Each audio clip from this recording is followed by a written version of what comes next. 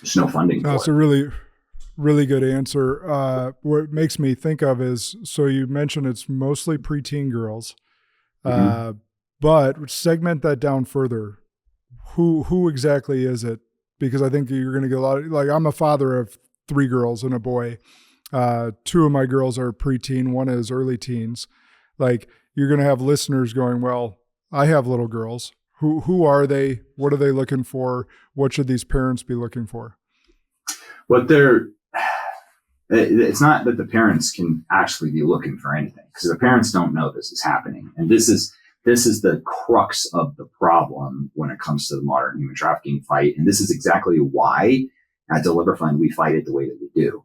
And just to kind of, I'll get your answer here in a second, but this is going to be a long one. So I get asked a lot, between military special ops and a kinetic unit central intelligence agency. I did 30 combat deployments, 30. And I got some injuries and traumatic brain injury and stuff like that from it, but absolute grace of God, I've got all my fingers and toes, and am not near as bad as a lot of my brothers are. Why? Well, because we were really good at fighting war. And so people think about the fight against human trafficking. They think Liam Neeson. They think, oh, we're going to go kick doors and rescue kids. Well, if you're doing that in America and you don't have a badge and a gun, you're committing felonies, because you cannot take possession of a child unless you have a court order, or you are, right, you are the official guardian of that child. Like, you can't do that. So anytime I hear somebody who's like, oh, especially people who are just trying to scratch their action guy itch and are like, oh, they never actually did any of that kind of stuff, but now they feel bad about it. And so now they're going to be like, oh, I'm going to go in and go rescue a child from a hotel room.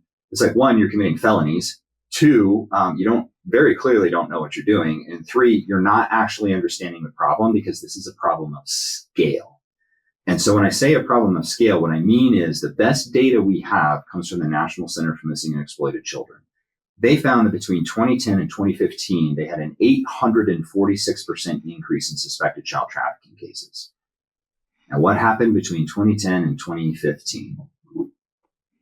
Mass adoption Social of smart, media. Yeah. which are Yeah. basically just broadband connected microcomputers that are in everybody's pocket. So in my day, pre-internet, when I was a child, parents could just keep their kids away from the creepy guys, right? From the predators, from the pedophiles, from the traffickers. Now, and those predators could only get their hands on the children that they could get physical access to.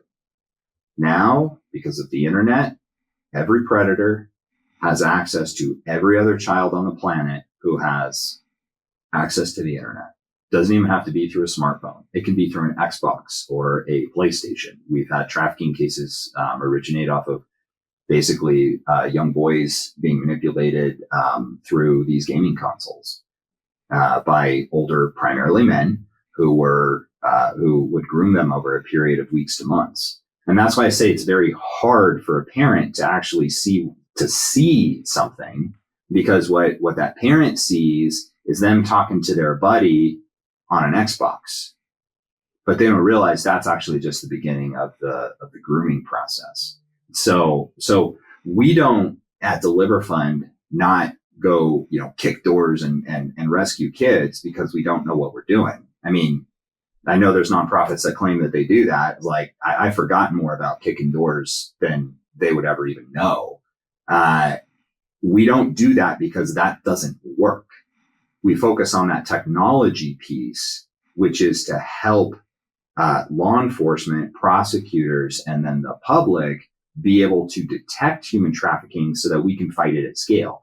So if I was to go out and work directly with a law enforcement department and say, hey, I'm going to help you with this human trafficking operation on the kinetic side of it, on the arresting side of it, one, I'm not law enforcement, so I'm probably going to screw it up. Law enforcement has a really hard job that I don't obviously understand at the constitutional level the way that they do. So I'll end up violating somebody's civil liberties probably. But we don't not, and even if we went to go do that, that's just one department we can help. Right now, as you and I have this conversation, thanks to technology, we have over 7,000 law enforcement agencies in the United States who have direct access to our data for free. And it's free thanks to the generosity of donors. And those are house-built solutions that our engineers are building. So why go just help one law enforcement department when for actually the same price, we can help 7,000 simultaneously? Wow. So now we're connecting human traffickers and human trafficking cases across the country because they're in social media. So the best way for parents to learn kind of what to look for would actually be to go to DeliverFund.org and go to the training side and take our Human Trafficking 101 course and get to see, it's an hour-long course. So we couldn't really go through that right here on this podcast, but it actually breaks down all of the different things that they need to do in order to intervene in the trafficking cycle if they get the opportunity. But it's important to understand that many times they're not going to get the opportunity because they're going to think, again, that their child is just talking to somebody on Xbox. They're just talking to somebody on TikTok, or something like that. So what I tell parents is the absolute best thing that they can do is not allow their children on social media, period. Not, well, we have supervised social media, and like, no, period. Do not allow your children on social media. My children are young. Grade school. And they already know that they will get a phone when they get a driver's license. And they will get social media when they turn 18 and they can sign up for their own accounts. Not before. I did the same thing. Now I caved on the phone thing because we got 4 kids and the dance schedule we caved on. Sure. That being said, the social media, they already know. That rule. Yeah.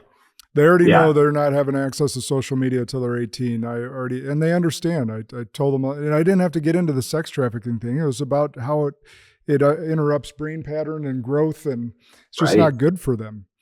So, no, that's really, really good and really good information. So everyone, what was the website again so they can go take that course? It's DeliverFund.org.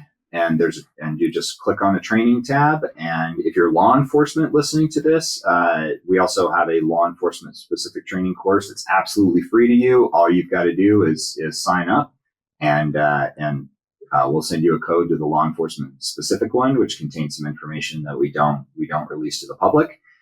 If you're law enforcement and you want access to our data, just send us a note through our website and we'll verify that you're law enforcement and get you access to our data and get you access to the tools. But one thing that parents can do, we also have an app called HT Safeguard, and it's in the App Store. And what you can do is all human trafficking these days, basically, because it originates online, it all also happens online. So most human trafficking happens with advertisements for trafficking victims that are posted on the front-facing internet. There's about 30 different websites. Most of them are hosted overseas.